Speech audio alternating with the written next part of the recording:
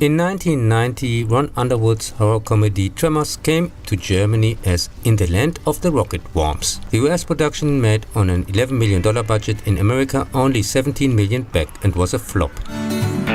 But became a hit on video, received consistently positive reviews, and developed quite rightly a cult status over the years. Until 2020 there were 6 direct-to-video sequels under different direction, and a TV series cancelled after 13 episodes in 2003. Here I personally distinguish between the passable old Tremors sequels until 2004 under the creative supervision of Stampede Entertainment. That's besides Ron Underwood, S.S. Wilson Part 2 and 4 and Brent Maddock Part 3, the only director credits of the two, with from time to time recurring characters and where CGI was still the exception. A few CGI shriekers are already in Part 2, from Part 3 on partially CGI graboids and so on, and the, from my point of view, not really convincing new ones since 2015, in which, except Michael Gross as Bert Gamma, who appears in everything Tremors, except for Bert's alleged son, who appears in Part 5 and 6, there is each time a completely new cast, and the rare endangered species are not graboids but practical effects. And since Part 5, also produced by a different,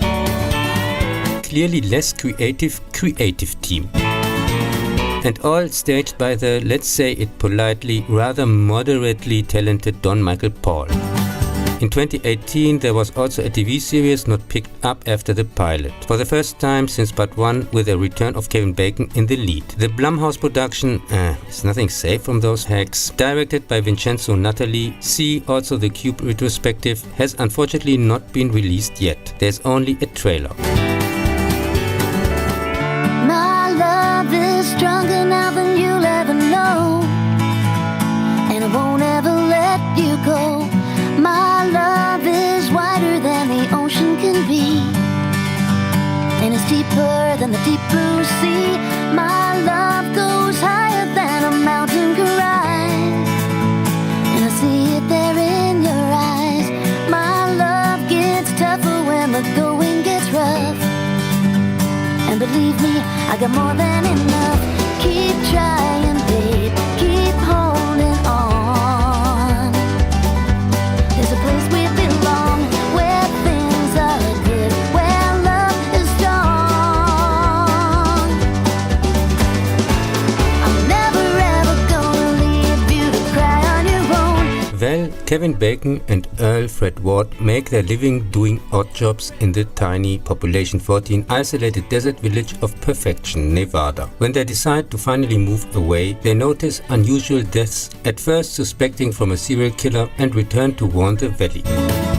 It turns out that they are dealing with several presumably prehistoric, large, sound-sensitive, worm-like blind creatures that move extremely fast underground. Why they call them graboids, and drag their victims down with their tentacles. They destroy the telephone lines, block the only road into the valley by causing a stone avalanche, and drive the inhabitants onto their house roofs after an attack. The survivors now try to trick the creatures somehow to escape the valley. The directorial debut of Ron Underwood, from Mighty Joe Young, see the King Kong retrospective, is basically just a very simple monster story that doesn't try to be more important than it is, like with endless smart-ass talks or unnecessarily complicated explanations. It gets straight to the point and clearly stands out from similar movies, primarily due to the good cast, but also has interesting likable characters in the supporting roles, like the quirky stone owner or the Gammas, outside the town living gun nuts who, like any person with a clear mind, don't trust the government or their lackeys. So obviously my personal heroes. In the story, things don't just happen out of nowhere, but are established, aka set up beforehand, like the creatures learning from failures and therefore becoming more and more sophisticated, aka payoff, or the defective ice machine, which therefore suddenly starts to make noise. Great practical effects, ingenious editing, and intelligent ideas like the rock jumping or the creative use of dynamite make it one of the most entertaining monster movies, succeeding to balance suspense, horror, and comedy. It's just fun to watch. I'm never ever gonna leave you to cry on your own. Never ever gonna not go and pick up the phone. I'm never ever gonna let you be chilled to the bone. No, no, never. No, no, never. In 1996, Tremors 2 Aftershocks is in Germany the return of the rocket worms, of course. 6 years after the last attack, Earl is asked for help by the owner of a Mexican oil field who has already lost some workers to graboids. After Buddy Well, here only as a photo, has already refused. Since now on his way to the movie stars in Apollo 13, and as with all Apollo missions, without reaching the goal. Houston, we have a problem. In Mexico, Earl and his new partner use successfully explosive remote-controlled toy trucks as bait, and bring in Bert Gamma, the wife, also just a picture, as additional backup. They find out that the worms develop into several walking creatures, here still nameless. They are called shriekers since part 3, which now hunt above the ground and locate their prey with infrared sensory organs. Fred Ward, very good in supporting roles like in Escape from Alcatraz and The Right Stuff, is here not really convincing as lead. He works much better in this type of movie as support rather than an action hero. Despite some lengths, the still recommendable sequel doesn't exactly shine with a believable story either. So graboids are the oldest living beings, 650 million years, from the time of single-celled organisms, and turn into shriekers, which also produce shriekers themselves, and the obviously incompetent Mexican provide unlimited equipment, weapons, and if desired even a whole army? Sure. But through sympathetic characters, mainly Michael Gross as Bert Gamma, who steals again every scene, some nice practical effects, copies for a change not just the first, and also introduces new elements. It is considered one of the extremely rare good direct-to-video sequels. Tremors 2 After Bacon almost didn't get made due to the lack of star power, significantly reduced budget, from planned 17 million to 4 million. So the production was moved from Australia to Mexico. Elaborate action scenes like the one in which the characters fight the monsters with Civil War muskets, later realized in the TV series, and extras. In the end, the entire cast consists only of 8 people, were cut, and cast and crew lowered their pay demands. In some cases even worked for free. No, never. I'm never ever gonna leave when you're lost in the storm. Never ever gonna not keep you safe where it's warm. I never ever will desert you when your heart is torn. No, never. No, never.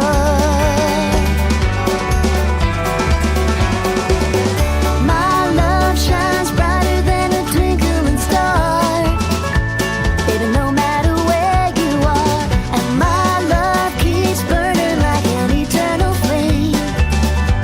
You can feel it when I'm calling your name. 2001, Tremors 3 Back to Perfection became in our country the new Brood, but aired as Revenge of the Rocket Worms. It also serves as a kind of pilot for the 2003 TV series. 5 years since the last one, Bert Gamma returns after graboid hunting in Argentina to Perfection Valley, which is now a tourist attraction, where visitors are ripped off with staged attacks by windy salesmen. When real monster worms appear, which later evolved from the familiar shriekers into gliders, so-called ass blasters, from whose eggs the worms then hatch? Graboids are declared as an endangered species by the government, prohibiting the hunt for them. The visibly more elaborate sequel, estimated at $6 million, has as usual a crazy, far-fetched story and some lengths, especially in the first half. Except for the part with a government agency that despises property and human life, pretending to protect the species just to blackmail people with confiscating their homes if they don't catch a graboid alive. That is just too prophetic. Seeing our government climate protection terror of the simple citizen, and particular self-employed, by a systematically genocidal, installed by billionaires, eco-fascistic, dirty communist junta with final solution. And then the final solution: expropriation, enslavement and reduction of humanity. See more in the Deep State COVID-1984 videos. Maybe we shouldn't call the vaccine the final solution. Best on currently still relatively uncensored platforms like my Telegram, BitChute or Odysee channels, which are also called the Lone Wolf Cub, or in the original German version, Der Japango. Tremors 3 Almost Back to Perfection scores again with Michael Gross. From now on the lead, who can easily carry the movie and has visibly fun with the character. There's more action and again nice practical effects, with admittedly a bit more than the predecessor, some implementation and budget conditioned not so great ones with terrible CGI. Especially the mini ass blast dragons whatever, which first fly by after an hour into the movie. And stupid illogical actions like burning a car as bait and then taking a walk instead of of, I don't know, maybe just getting in and escape? I'm never ever gonna leave you to cry on your own. Never ever gonna not go and pick up the phone. I'm never ever gonna let. Or at the first sign of danger, unnecessarily blowing up their own bunker? But at the end, still a pleasant return to Perfection Valley with some supporting characters from the original, 4 to be precise, and perfectly fine new ones, like the sidekick and the owner's daughter who is now running the store, that aren't as annoying as the addition in the last one, but in general it is rated worse than part 2. In the final of this kind of serious pilot, a captured ass blaster is sold to Siegfried and Roy, which later escapes and returns in the series, and Bert spares a white, sterile graboid, El Blanco, to keep a greedy landowner salesman in check and the so animal-loving authorities happy. Keep trying, babe. Keep holding on. There's a place we belong, where things are good, where love is strong. I'm never ever gonna leave you to cry on your own. Never ever gonna not go and pick up the phone. I'm never ever gonna let you be true to the bone. No, never. No, never. In 2003, the TV series continues the events in 13 45-minute episodes and follows constantly under observation of a government official, Bert and the residents of Perfection, among them 4 actors and characters from the movies, trying to live with the albino graboid El Blanco.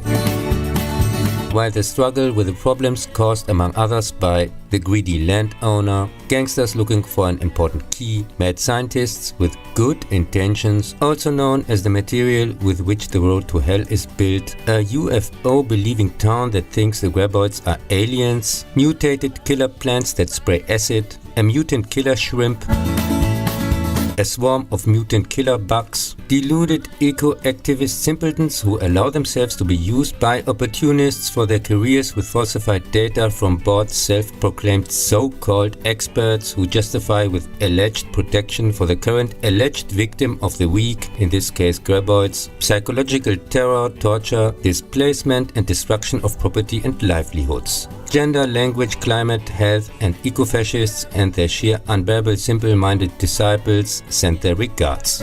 Or threats from Ukrainian, secret biolabs that the government as usual wants to cover up. Therefore Schlock TV relatively well cast with If You Are Drunk as a Skunk with Both Eyes Tightly Closed, passable effects, extremely entertaining series was staged among others by well-known genre directors like Bradford May and Jack Shoulder and is a real tip. But the Sci-Fi Channel probably couldn't stand it for some reason and aired the episodes in a wrong, seemingly random order. Episode 2 was actually episode 6, 5 was actually 9, the last one was the former second one, and so on. And even despite a continuously building plot. As a result, some episodes had to be practically at the last minute re-edited. In subplots with guest stars like Christopher Lloyd that went over several episodes, the first episode was now suddenly the last. One episode got for reasons drastic cuts and so on. After an actually very positive start, triggered worse reviews, followed by lower viewing numbers aka revenue, leading to the cancellation mid-season. The DVD release with the correct order came in 2010. The wrong order can still be found on the usual so-called movie sites and the defamation tool Fakepedia. No, never.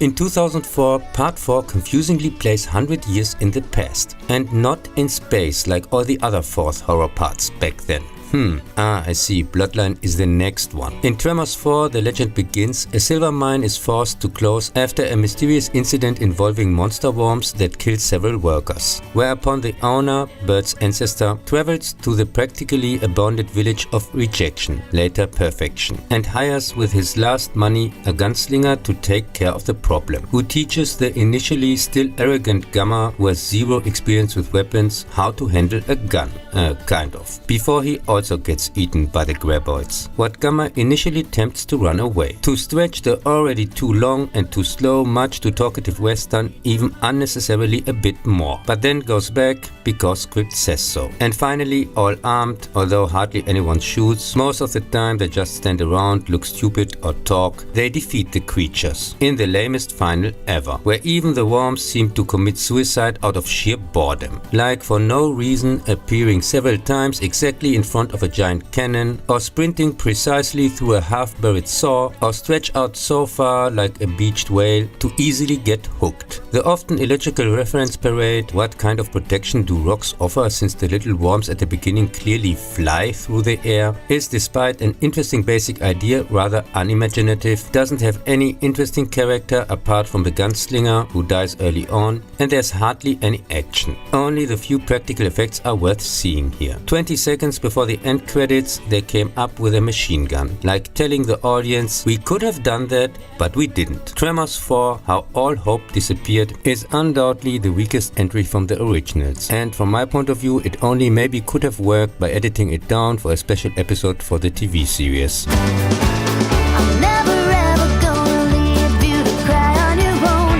Never ever gonna not go and pick up the phone. I'm never ever gonna let you be chilled to the bone. No, no, never.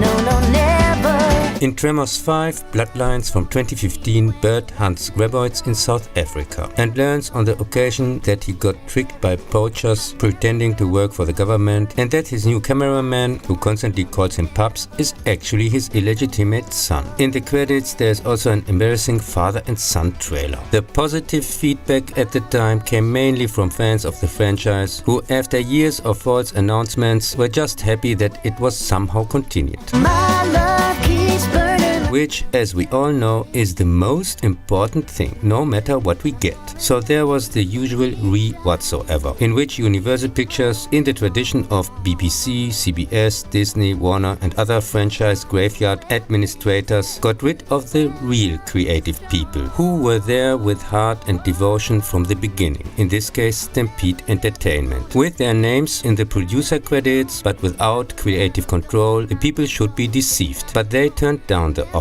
to now get fan fiction generated by Who Cares. There's really nothing wrong with the passable cast except for the alleged son, which sucks, or even the 2015 effects. God, how I hate CGI. But once again, the sloppy script, stolen from everywhere, Jurassic Park for example, with new nonsensical changes like tentacles which now suddenly make themselves independent. It's suddenly supposedly about some queen, as if they had not already stolen shamelessly enough from aliens. And Bert, after 25 years of monster hunting, still has to be told, like a 5-year-old, that he should negotiate terms before accepting a job.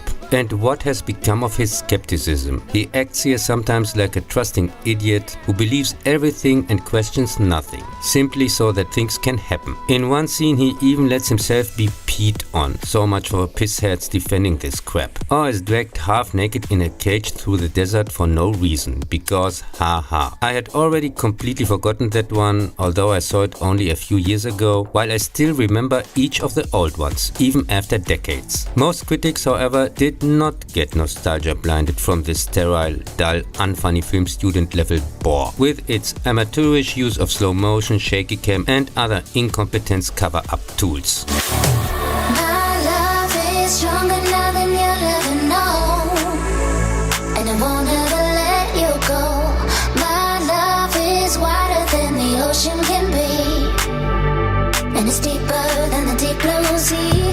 My love goes higher than a mountain can rise, But Part 5 is still Citizen Kane compared to Tremors 6, A Cold Day in Hell. Bert, meanwhile, new shop owner, last inhabitant of perfection and bankrupt with tax problems, probably because he never negotiates and always immediately agrees, gets a visit from his son and begins to hallucinate during a monster hunt job in the Arctic tundra of Canada, which he again accepts immediately without any terms whatsoever.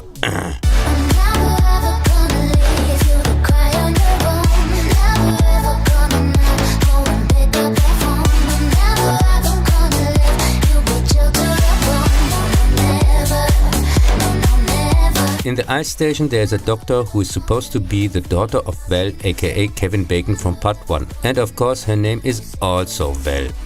And it is pretended that Bert had something to do with Big Val, but they hardly knew each other in the first movie. Little Val finds out that Bert has been slowly poisoned since Tremors 3, when he got eaten by one, so for 17 years, but now has only 48 hours to live and can only be saved by a serum extracted from a living graboid, because that's just the way it is. So a really happy coincidence that he went there, and that there's an unsympathetic civil servant working next door, who can be humiliated and blackmailed to delete his taxes. There's also another embarrassing pee scene, probably a fetish of the makers. Bert just acts tired and sad here. There's no fun to watch it. Scammer 6, A Hot Day in the Arctic, waves its flag seemingly steeply into the current agenda wind and spreads some bullshit about the alleged global warming as the reason for the now disappearing ice and the heat in the Arctic, which is why the worms are now able to dig there too.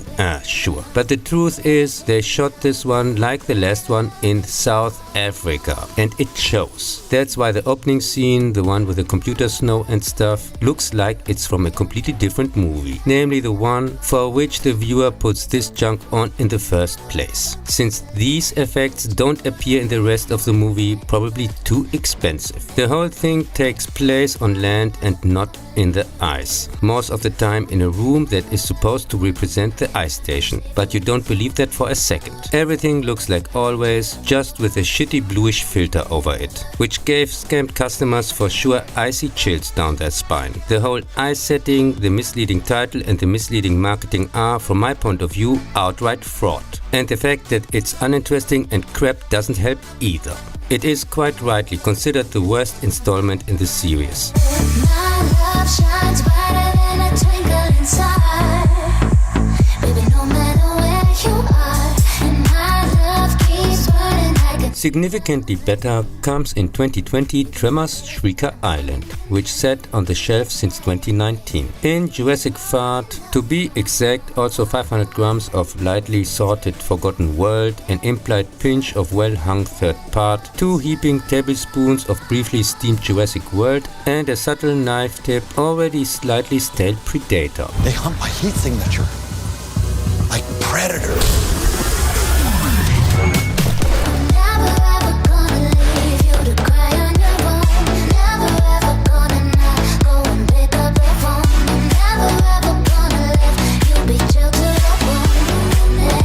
Bert has retired on an island and is called to another island to help, because on the Photoshop dark filter island nearby a crazy billionaire lets hobby mercenaries who are willing to pay hunt for his genetically manipulated graboids, which apparently now also spread on the island without Photoshop dark filter, which is why Bert, as always the only bright spot, now has to fight them with new sidekick, since allegedly son Travis is for identity fraud in the Poochie movie and series jail for shamelessly made up supposed relatives by Bert's son, greet in their Spock's sister, and therefore unfortunately not available. But his alleged mom?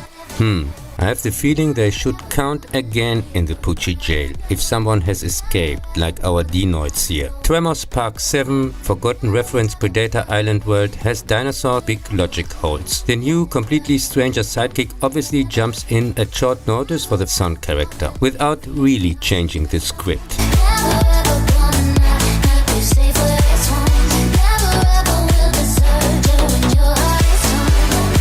He still still often acts as he is close to Bert. This also applies to the alleged mom, who actually has nothing to do there now. T7 is probably the best of the new ones, and as a movie for itself, probably okay, at least for what people call a movie nowadays, I guess. Since a bit better cast and effects, depends if you like darkened, sharky PlayStation cutscenes and more clearly copied scenes from Jurassic Park, coincidentally also from Universal Pictures, sometimes one-on-one, as if they're shot in the same setting.